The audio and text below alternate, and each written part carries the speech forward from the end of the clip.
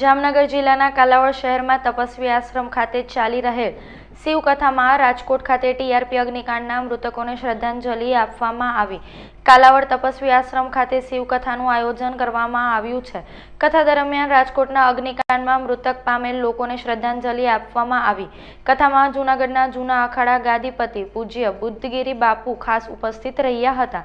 અને જૂના અખાડાના ગાદીપતિ બુદ્ધગીરી બાપુ તથા મંદિરના મહંત મહેશગીરી બાપુ સાધુ સંતો અને કથામાં મોટી સંખ્યામાં ઉપસ્થિત શહેરીજનો દ્વારા મૃતકોને શ્રદ્ધાંજલિ આપી તેમની આત્માને સદગતિ માટે પ્રાર્થના કરી હતી।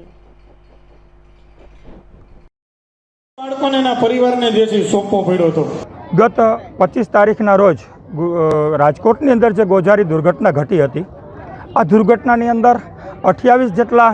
નિર્દોષ લોકોનો જ્યારે ભોગ લેવાનો છે, ત્યારે આ જીવાત્માઓની શાંતિ માટે, સદગતિ માટે પ્રભાસ પટણથી શ્રી તીર્થગોર સોમપરા બ્રાહ્મણ સમાજ દ્વારા ત્રિવેણી સંગમ કાંઠે આજરોજ ગીતાજીના 15મા અધ્યાયનું પઠન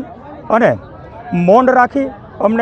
અને આ 28 જીવાત્માઓને શ્રદ્ધાંજલિ અર્પણ કરવામાં આવી હતી અને ભગવાન નારાયણ અને ભગવાન સોમનાથ દાદાના ચરણોમાં પ્રાર્થના કરવામાં આવી હતી કે આ 28 જીવાત્માઓને મોક્ષની પ્રાપ્તિ થાય, શાંતિની પ્રાપ્તિ થાય અને ફરી વખત આપણા રાજ્યની અંદર કે દેશની અંદર